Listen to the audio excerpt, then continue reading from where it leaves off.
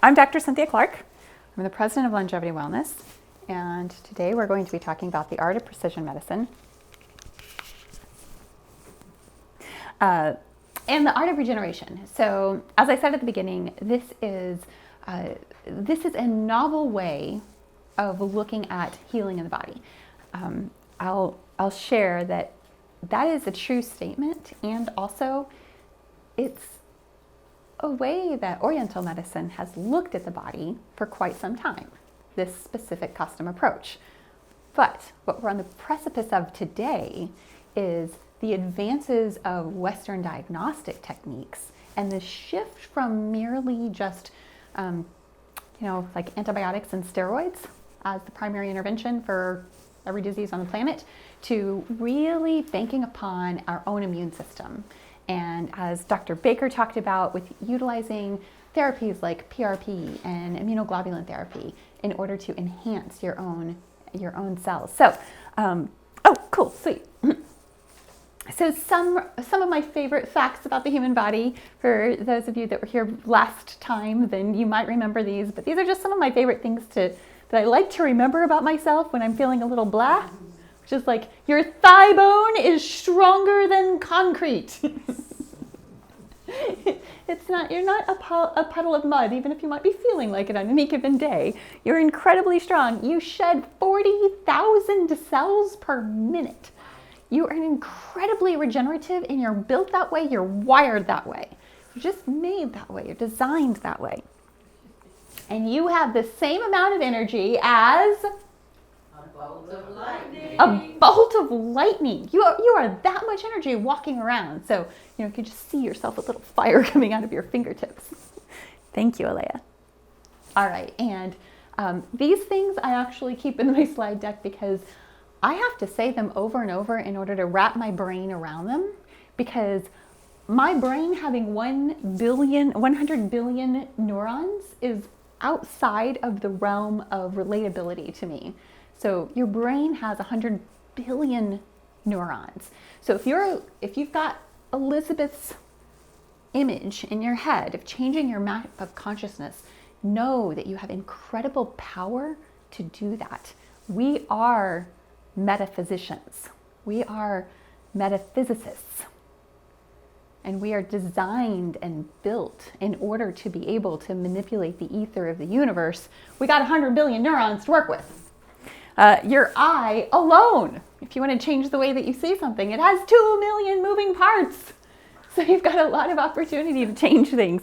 And your red blood cells circulate through your entire body in less than 20 seconds. So if you want to feed yourself something different, it's going to go there stat. Thank you, Alea. Okay, so I talked about this last time. So how much did that first cell phone cost? $1,000. It was $4,000, and it was how big? As big as a brick. They were huge, right? It was like magnificent to get to utilize this for cell phones. Right. That phone that we're recording on is 100 times more powerful than the Apollo 11 spacecraft. Wow. Which, on the one hand, makes me have great appreciation for the iPhone, but on the other hand, it also makes me really appreciate the incredible amount that we can do with 100 times less than that. Mm-hmm. Right? Like, we didn't need to have created an iPhone before we were able to go to the moon. Wow. We can do a lot with maybe less than we realize. And then every day, 82 years of video is uploaded to YouTube, which is another, I don't know if that's for the better or for the worse, but it's a magnificent amount of data out there in the magnetosphere. Okay, the human genome, 25 years ago, it took 10 years and $2.7 billion to read the human genome. And today we can do it, I say less than 6 weeks. Truthfully, that's admin time. It's basically overnight. And it costs less than $600. And by the way, we do this testing through LWC, and we're happy to assist you in that. This is the process of epigenetic testing, so it's not genetic testing. I did that about a decade ago in the clinic, and it was cool. I did it for a little bit, but I didn't find it substantively helpful. I find that epigenetic testing, which is 10 times more SNPs, and overlays it with symptoms so that we can identify which genes are turned on and turned off. I find that much more helpful. Okay, and then we're doing cool stuff. We're really putting our money where our mouths are. In 2020, we invested $80 billion in medical research, most of that in medical technology. So that's cool. And in 2017, the half-life of medical knowledge was 18 to 24 months. Now it's 73 days. So if you're not researching, if you're not relentlessly pursuing knowledge and better answers, then you're missing the boat. One of the stories that illustrates this is, the doctor working in the ER room, right? He's got someone that comes in, and he's coming in, and this guy he's a drowning victim. And so he works his magic, he saves the life, and he gets the guy through. And then he gets another guy coming in. He comes in, it's a near-death drowning experience. And he's got more and more and more of these. Now the doctor in the ER, he's busy. And he's busier and busier and busier because he's got all of these near-death drowning experiences. Because he's so occupied with taking care of each one of these people, he doesn't have the resources to step out of the ER and go walk and see who's pushing people into the river, right? Like, what the heck is going on here? So sometimes you got to go upstream. And in order to do that, you have to build upon reflection, and you have to choose to operate the paradigm that believes that there is a solution and that shifts are possible, even if everything else looks like that's not a reality. And I'm going to tell you one of my very, very favorite stories that is one of the most inspiring things that I've heard in recent years shortly. Oh, it's right here already. How many of you have heard the name Martine Rothblatt? Yeah, because I've been talking about her a lot. Okay, so here's the story. Martine Rothblatt is the founder of SiriusXM. The vision was there are parts of the world that are so remote that they do not receive communication. You can't turn on a radio and get it reliably. So you might not know what's going on in the world. And in this day and age, we consider that quite dangerous and certainly a disadvantage. And so Martine's vision was to change that and to create worldwide communication anywhere in the world. And that's what SiriusXM was designed for, not just the cool station that you play in your car. She's also an author, a lawyer, a helicopter pilot, and a green revolutionary. But just as she's also listed as one of the, it's supposed to be 100 greatest, not 1,000, 100 greatest living business minds, according to Forbes. And she's listed right next to Bezos, Buffett, and Bono, which is pretty wildly cool. But it wasn't long after she accomplished her mission with SiriusXM that she stepped down as the president of that organization. And the reason that she did it was because her 10-year-old daughter was diagnosed with an uncurable disease. Now, a little bit of background about the kind of person that Martine is. She's a person that does not buy into limiting beliefs. Here's a little picture of that. So she got married in 1990. And at that time, she was Martin Rothblatt. And during that time, and she's still married to this day, during that time, she decided to transition from Martin to Martine. Now, whatever your opinions might be about that, it certainly gives you a concept that she did not buy into any limiting beliefs.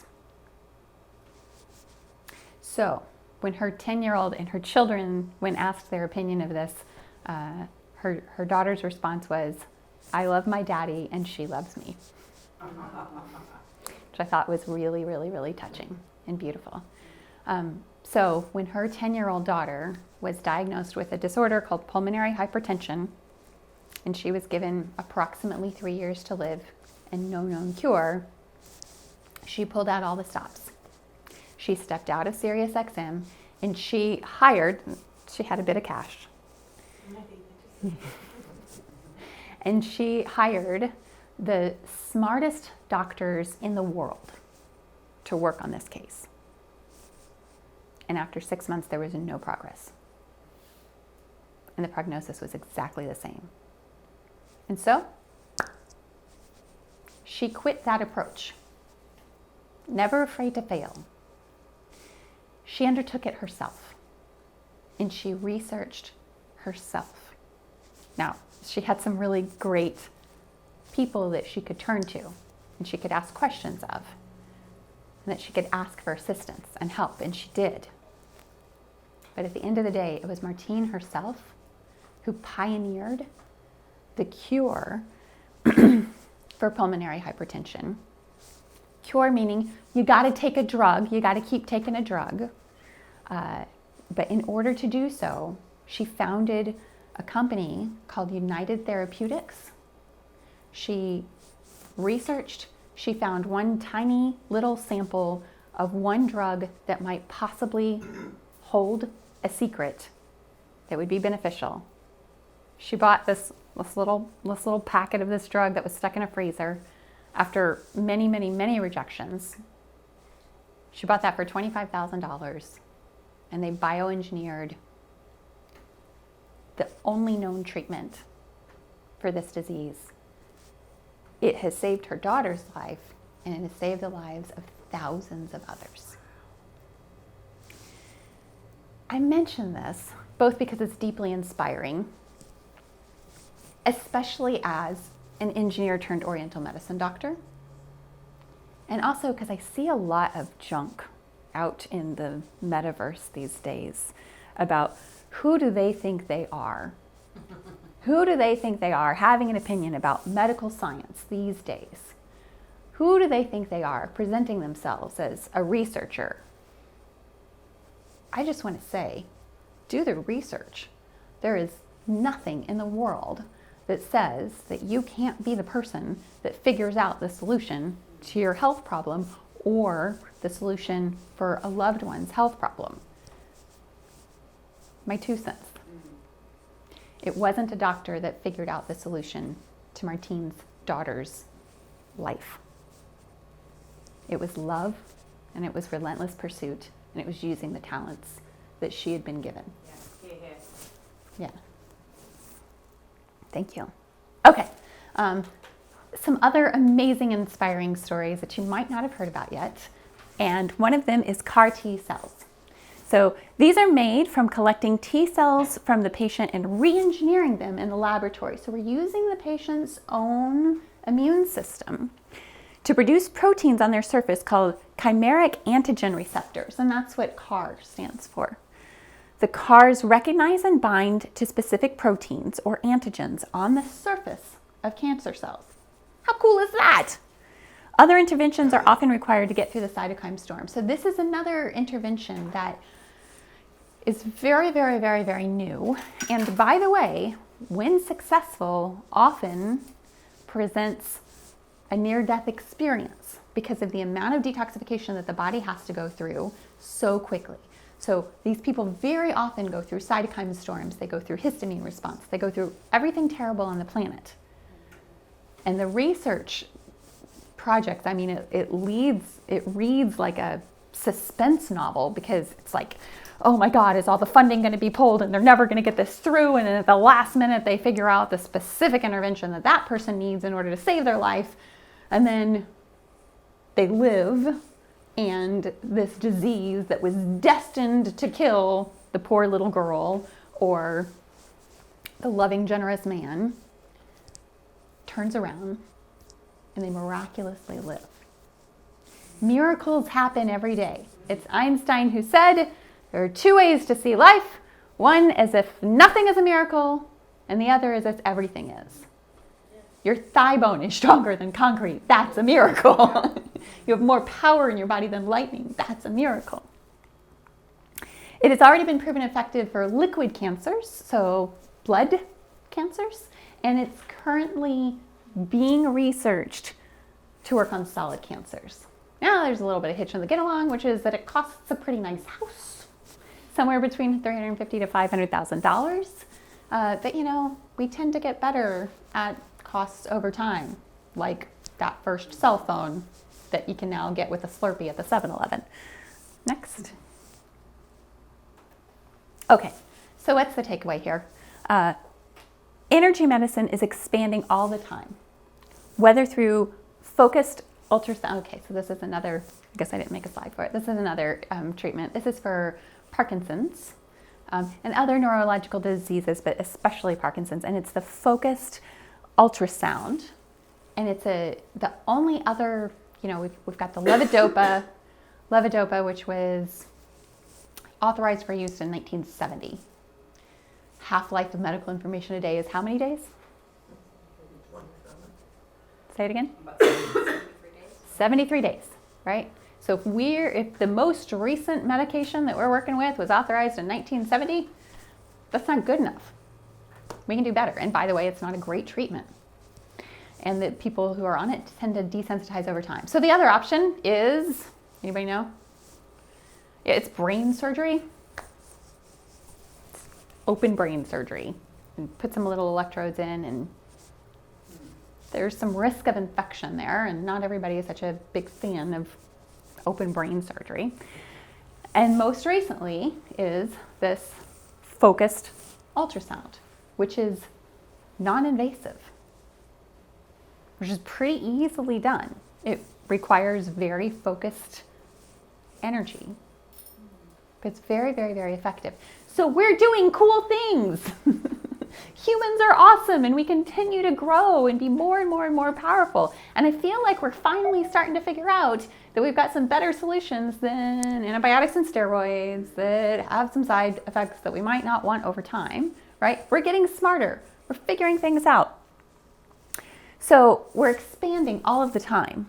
One of the most valuable assessments is a full energy medicine assessment. And this is what I've been looking forward to sharing with you all day. So I'm going to trade places with you, Alea, because I need to pull something up there. And this is a process. So it's only in the past couple of years that I've developed this energetic assessment process.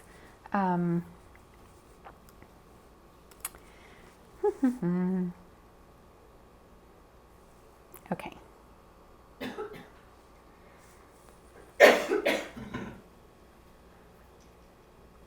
And I had to get better and better at my work in order to be able to do this. So through doing that, through relentless pursuit and comparing the information with lab tests as much as possible, and really staying grounded in the data, but also observing as much as possible what we can measure, I get to see experiences like this. Oh, you can't see what I'm looking at. Hold on. So a few weeks ago, a young man came to see us. He's 4.5 with major behavioral issues. At 4.5, he's not potty trained. He has pretty severe behavioral problems, bouncing off the walls, all over the place, and not sleeping. So his parents have recently achieved sainthood. They're wonderful people. They're really, truly, deeply wonderful people. And by the way, so is Alea, who gave them the kindest pep talk when they were here and they felt bad about their little one bouncing all over the place. And she spoke love into their hearts. So thank you so much for that, because it's tough. And I want to show you, this is the assessment technique, and these are the before and after graphs. During this time, his behavior changed dramatically. So it's important, and we've got all of the lab tests in process on him, but I haven't gotten those back yet. The very, very first night that he had treatment, he slept through the night the first time, and he has slept every night since. When he came into the clinic, he was so much quieter and calmer and at peace. And whether that had happened yet or not, through the energetic assessment process, I could see that changes were taking place, and I could see that the changes were dramatic. So, okay, here's some of the things that we measure. Central nervous system, hydration, energy, enzyme activation, detoxification, regeneration, hormones, immune system, and drainage. By the way, that little one of hydration there, I notice that when people shift the hydration level, it tends to lead several of the other markers in the same direction. With this little guy, that shift was dramatic. The report, I said, has he been drinking more water? And the report was, yes, we thought he was drinking enough before, but we got some more water into him. And look at all of these other numbers. He started out, so in this scale, we're looking at a scale of, I don't actually test to 0. I test 1 to 10. 1 is good enough in my book. So 1 to 10, so 10 would be a perfect score. This little guy went from a 2 in almost every category to a 6, to a 7, and even sometimes up to an 8 in just a few weeks. That's an incredible change. That's an incredible change. I told you, I haven't even told these guys yet. It's really exciting. Now, kiddos, their cells regenerate so quickly, so we're able to see the changes really fast. Even though it's applicable on adults too, it's just really visible with kids. Okay, so when we come over to organs, same scale, 10 is good here. And you can see when we're looking at nerves, brain, thyroid, adrenals, the highest number he had on anything was a 4. Lungs, large intestine, stomach, spleen, these were all at 2s.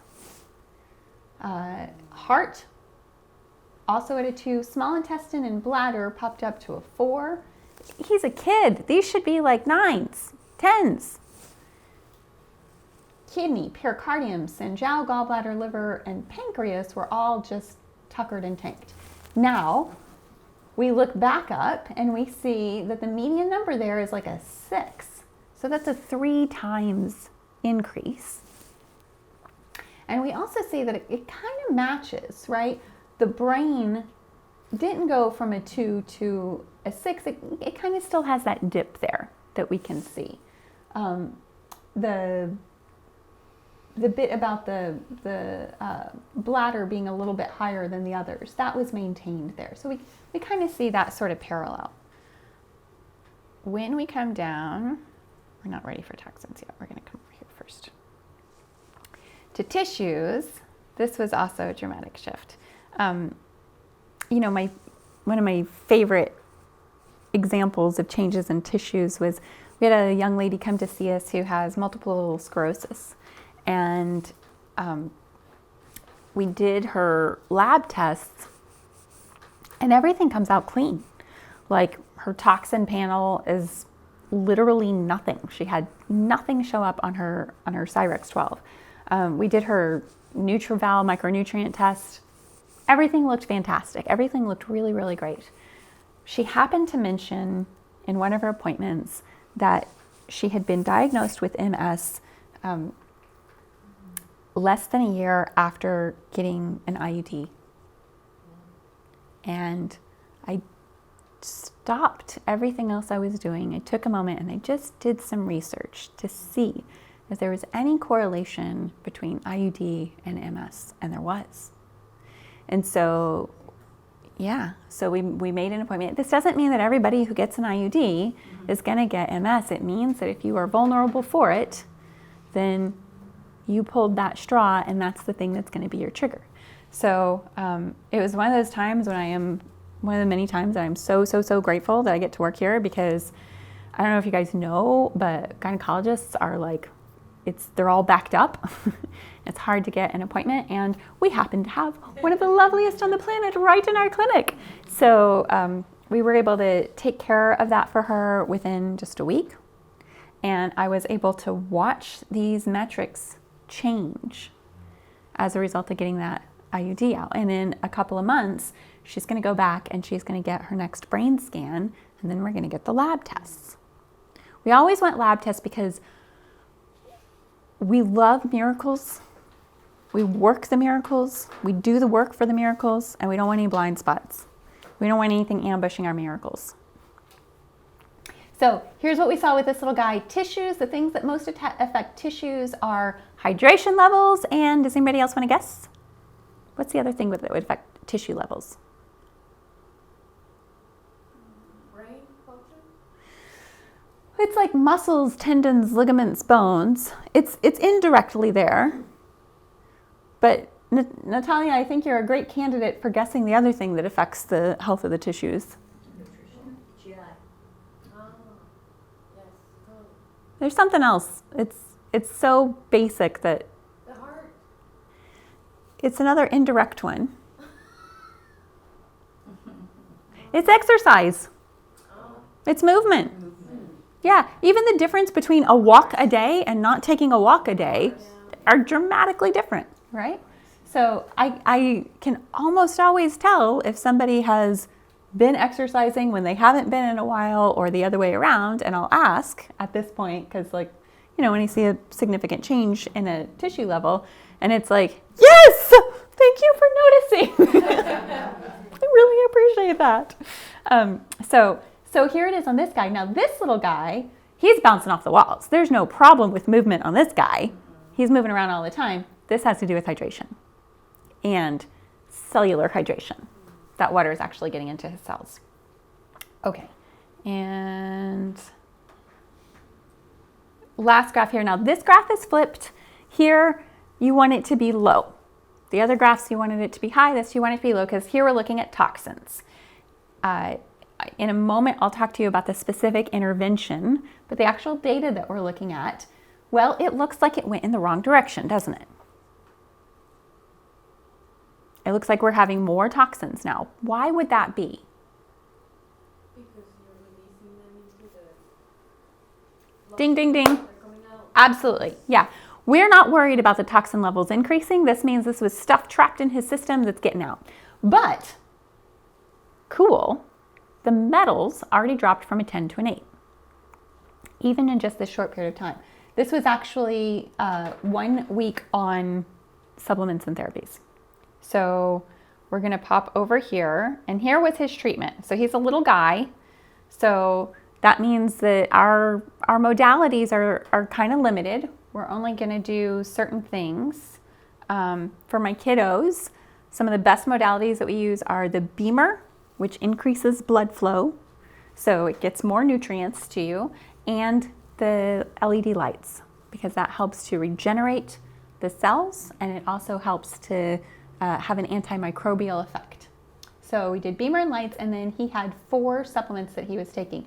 Now, you saw that the metals went from a 10 to an 8, and I just want to draw your attention to this one right there. That was specifically for clearing metals out of his body.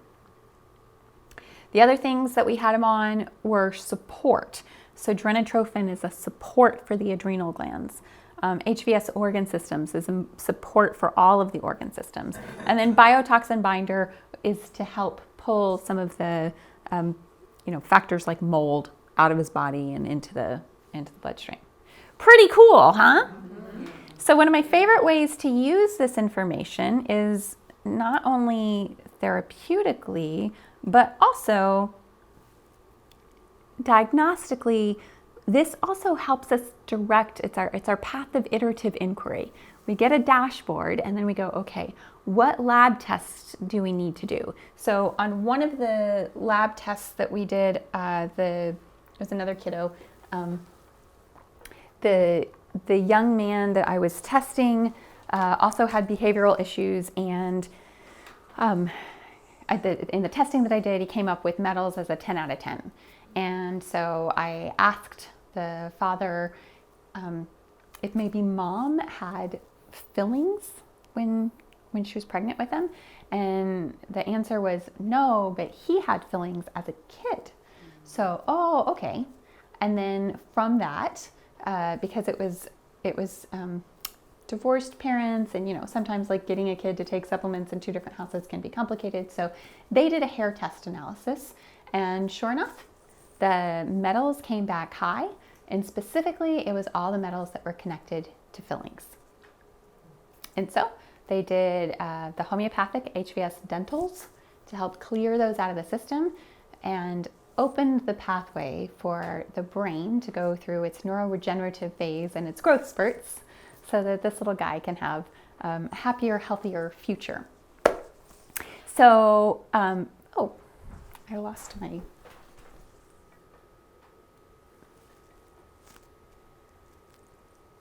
Okay, so each of us have these offers for you today. Mine is simply the AK testing that I mentioned. If you're already a client, then this is part of your regular assessment process. If you haven't come to see me for a while, I've done some new stuff, so this is now part of what we do. If you refer anybody to us, know that this is part of my initial diagnostic process, and it helps to give great visibility to understanding, the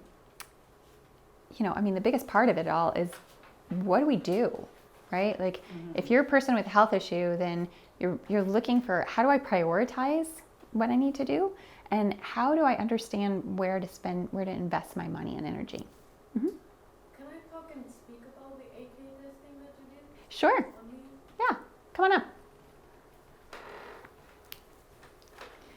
What was that hair club president commercial? I'm not only a member, but I'm also a client, right? Like, we all treat each other. We're all clients of each other here.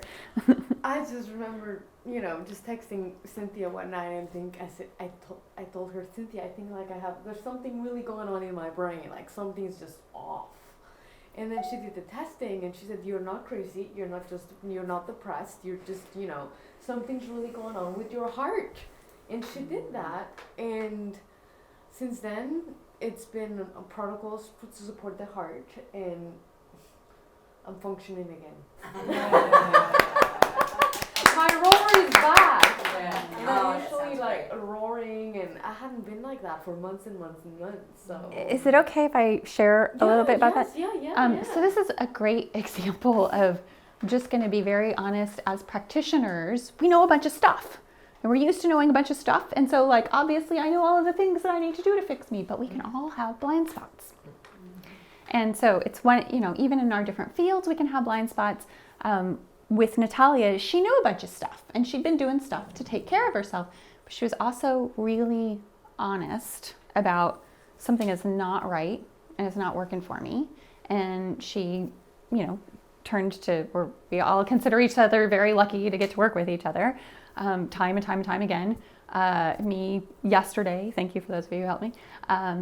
And through that assessment process, it's just a couple little things. It wasn't like, oh dear God, you're about to fall off the planet. It was like, you just need to do these couple of things. There were just some things. Actually, she'd been doing a bunch of cleaning, and the chemicals from the cleaning were hard on her system. And she knew the things she needed to clean, so she had that awareness. But she had a little blind spot about the chemicals. So not a big deal to clean up. And of course, Natalia is very healthy, and she takes great care of herself, and she exercises, and she has good life attitude. she does it all right. And we all need a hand from time to time. So thank you for sharing your story. I just needed to. I'm back online. Yeah, that's a great feeling, isn't it?